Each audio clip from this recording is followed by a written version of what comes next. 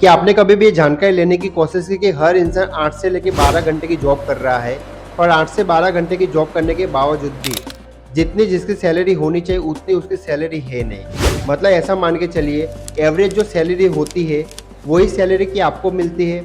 मतलब वो house keeping का काम कर रहा है या फिर सिक्योरिटी गार्ड का काम कर रहा है और इतना सब कुछ करने के बावजूद भी क्या उसको इतना पैसा मिल रहा है जितना पैसा मिलना चाहिए। आज के इस वीडियो के अंदर हम यही चर्चा करने वाले हैं, आखिरकार हमारा पैसा है कितना, सरकार की तरफ से हमको कितना पैसा मिलता है और हमारी जेब तक कितना पैसा आता है। सारी जानकारी आज के इस वीडियो के अंदर आपको मिलने वाली है। इसके लिए प्लीज़ वीडियो को पूरा ध्यान से देखिएगा, पूरा देखिएगा। मेरा नाम है मौलिक पटेल। चलिए वीडियो शुरू करते हैं। सबसे पहले तो हम यही जानने की कोशिश करते हैं कि कौन सा इंसान कहाँ पे काम करता है। तो ज़्यादातर अगर आप देखोगे तो हाउस कीपिंग में लोग ज़्यादा काम कर रहे हैं, जैसे हॉस्पिटल हो गए, मॉल हो गए, वो सब में ज़्यादा काम कर रहे हैं। उसके बाद में एयरपोर्ट में भी लोग ज़्यादा काम कर रहे हैं, सिक्योरिटी गार्ड की नौकरी भी लोग ज़्यादा कर रहे हैं।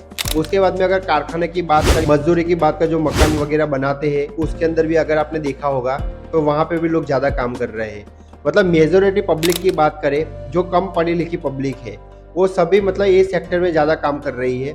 सबसे ज़्यादा कम पैसे की बात करो तो यही सेक्टर के अंदर सबसे ज़्यादा कम पैसा मिलता है, जो कि अगर एवरेज में अगर निकालो तो 10,000 से लेकर 15,000 के बीच में एक इंसान को मिलता है। और क्या आपको इतना ही मिलता है? क्या आपने कभी भी ये जानने की कोशिश की कि गवर्नमेंट हमको कितना पैसा देती है?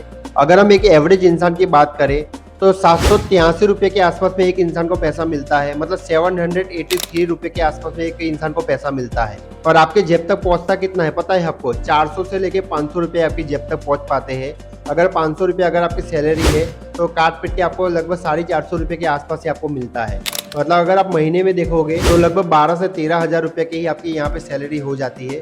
गवर्नमेंट की तरफ से आपको जितना पैसा मिलता है उतना पैसा हमको पूरा क्यों नहीं मिलता है? जो बड़ी बड़ी कंपनियां होती है या फिर बड़े बड़े मॉल जो होते हैं या फिर हॉस्पिटल होते हैं या फिर एयरपोर्ट होते हैं, वो क्या करते हैं, कभी भी कोई भी डायरेक्ट स्टाफ नहीं रखते। मतलब कंपनी की तरफ से वो डायरेक्ट लोगों को हायर नहीं करते हैं, बल्कि बड़ी बड़ी कंपनियां क्या करते हैं, ठेकेदार को या फिर कॉन्ट्रैक्टी को रखती है। और कॉन्ट्रैक्टी क्या करते हैं, हम जैसे इंसान को रखता है और हम जैसे इंसान क्या करते हैं, उनके नीचे काम करते हैं। और एक इंसान के पीछे वो कॉन्ट्रैक्ट आराम से 5,000 से लेकर 6,000 रुपये कमा लेता है।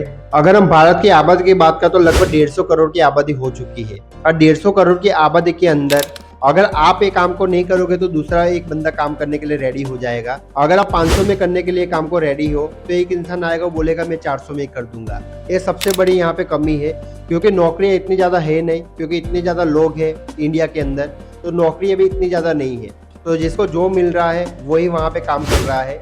जो बड़ी बड़ी कंपनियां है उसको भी पता है कि ये लोग कहीं पे भी बाहर नहीं जाने वाले हैं, क्योंकि इनके अंदर स्किल नहीं है, वो लोग पढ़े लिखे ज़्यादा नहीं है या फिर दूसरा काम उनको आता नहीं है। जो काम आता है जैसी कंपनियां बोलेगी वैसा ही इंसान करता जाएगा और हकीकत में होता भी ऐसा ही है। जो इंसान अगर थोड़ा बहुत भी पढ़ा लिखा है वो भी आवाज़ नहीं उठाता, उसके पीछे का रीज़न है मेजॉरिटी पब्लिक उसके साथ में नहीं होती। मतलब जो इंसान अगर किसी का भला करना भी चाहे तो वो भी उसका भला नहीं कर पाएगा, क्योंकि उसके पीछे कोई खड़ा रहने वाला ही नहीं होगा। क्योंकि एक अकेला इंसान कभी भी सिस्टम को नहीं चेंज कर सकता है, ये सबसे बड़ी भूल है। अगर हम गवर्नमेंट जॉब की बात करें तो इंडिया के अंदर लगभग 2 से लेकर 4% के बीच में ही गवर्नमेंट जॉब है, जो बहुत ही ज़्यादा अच्छा खासा पैसा भी कमाता है और स्टेबल इनकम में भी कमाता है। बाकी अगर हम 90% लोगों की बात करें तो 90% लोग जो इंडिया के अंदर जो प्राइवेट सेक्टर में ही काम कर रहे हैं।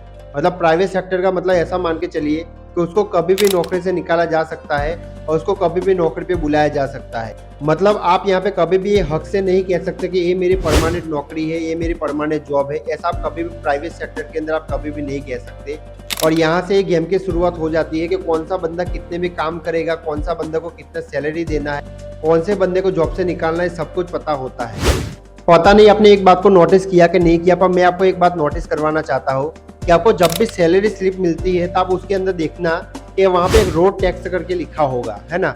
मतलब ऐसा मान के चलिए जिसकी 10,000 की सैलरी है या फिर 10,000 से ऊपर जो इंसान पैसा कमा रहा है उसको 200 रुपये तो रोड टैक्स भी लिया जा रहा है। अब आप मुझे बताइए कि एक इंसान बहुत ही ज़्यादा पहले से कम पैसा कमा रहा है, उसके बावजूद भी हो क्या रहा है पता है कि 200 रुपये टैक्स उससे लिया जा रहा है। अब बताओ, रोड पे चलने का भी 200 रुपये टैक्स एक आम जनता से लिया जा रहा है। इससे सिस्टम का पता चल जाता है कि सिस्टम हमारा कितना ज़्यादा स्ट्रॉन्ग है। अगर हम बात कर ही रहे आम जनता की, तो आम जनता की हम खर्चों की बात क्यों ना करें, है ना। तो खर्चों की बात भी कर लेते हैं। खर्चे में ऐसा है कि एक इंसान अगर 12,000 रुपये कमाता है तो उसमें 4,000 तो खाली उसका किराया ही चला जाता है। अगर वो अपने परिवार के साथ में रह रहा है तो 3,000 रुपये उसका खाने में ही चला जाता है, मतलब राशन पानी ये सब लाने में, ठीक है। अगर उसके घर में अगर 2 मोबाइल है तो मतलब मोबाइल का डाटा की बात करो या फिर टीवी का रिचार्ज करो तो उसमें 1500 रुपये उसका चला जाता होगा, ठीक है।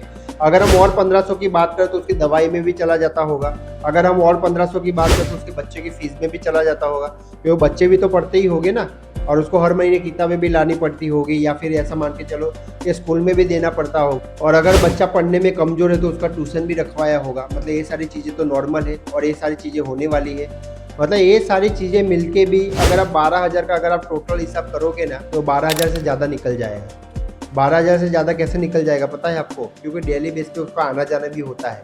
अगर हम मिडिल क्लास इंसान की बात करें तो मिडिल क्लास इंसान का तो चलता फिरता खर्चा हो जाता है। अगर दो दोस्त अगर एक दुकान पे मिलते हैं और 5-5 की अगर चाय भी गिने तो भी इसका पर डे का 10 रुपये का खर्चा उसका ऐसा भी हो जाता है। मतलब एक इंसान को इधर से भी मरना है और उधर से भी मरना है। चलिए अभी हम बात कर ले कि इंडिया के इंसान क्या सही में कामचोर है।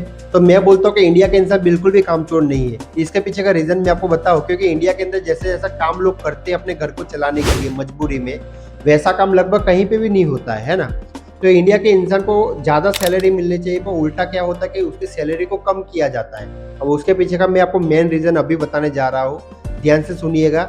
अगर आपने कान लगा के सुन लिया, अगर आपने समझ लिया, तो उसके बाद में आपकी लाइफ धीरे धीरे करके चेंज होना शुरू हो जाएगी। सबसे पहले तो आपको ये ध्यान में लेके चलना है कि सिस्टम देखो पहले से ऐसा बना हुआ है, मतलब सिस्टम यहाँ पे कोई भी चेंज होने वाला नहीं है। एक इंसान आवाज़ उठा ले, 2 इंसान आवाज़ उठा ले, या फिर हजारों इंसान यहाँ पे आवाज़ उठा ले, मतलब ये सिस्टम जैसा है वैसा ही रहेगा। अगर हम ऊपर वाले की बात करें, ऊपर वाला कौन सा, अगर हम प्रधानमंत्री की बात करें या फिर नेताओं की बात करें, वहाँ से सिस्टम अगर सुधरता है, अगर नीचे आता है, उसके बाद ये पॉसिबल है कि यहाँ पे भी नीचे भी सिस्टम सुधरेगा। आप आवाज़ उठा उठा के थक जाओगे और आवाज़ कोई आपके सुनने वाला नहीं है, क्योंकि लोगों ने ऑलरेडी आवाज़ उठा के देख लिया। ये सारी चीज़ें न्यूज़ में भी आ चुकी है पहले भी, ठीक है, और कोई यहाँ पे ध्यान नहीं देता है। तो सबसे पहले तो आपको यहाँ पे अपने स्किल के ऊपर ध्यान देना होगा कि एक इंसान कितना पैसा कमाना चाहता है वो उसकी स्किल के ऊपर निर्भर करेगा। जैसे कि मान लो अगर आप यूट्यूब पे वीडियो बनाना शुरू करते हो सकता है पहले पहले आपसे ना बने, पर आने वाले 3 साल के अंदर आप प्रो हो जाओगे।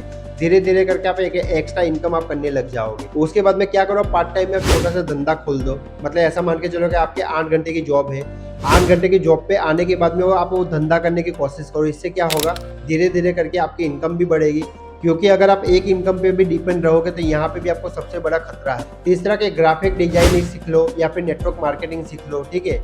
मतलब आप अपने अंदर कुछ ना कुछ नया लाने की कोशिश करो, कोई ना कोई स्किल सीखने की कोशिश करो।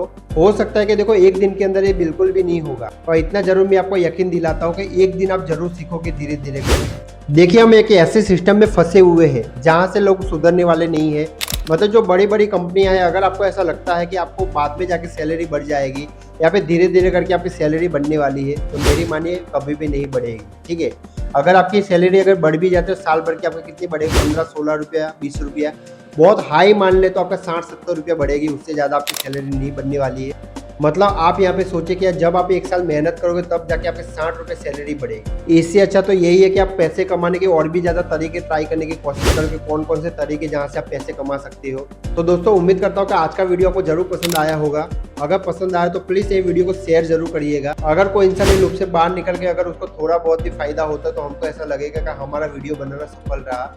इसके लिए वीडियो को लाइक जरूर करें, शेयर भी करें, और कमेंट करके आप जरूर बताएं कि आप कौन सी स्किल अभी सीख रहे हो या फिर कौन सी स्किल आप लोगों को सिखाना चाहते हो, जिससे आप भी अच्छी तरीके से ग्रो हो पाओ और लोग भी साथ में ग्रो हो पाए। तो थैंक यू वेरी मच, मिलते हैं एक और नई वीडियो के साथ, तब तक के लिए बाय बाय।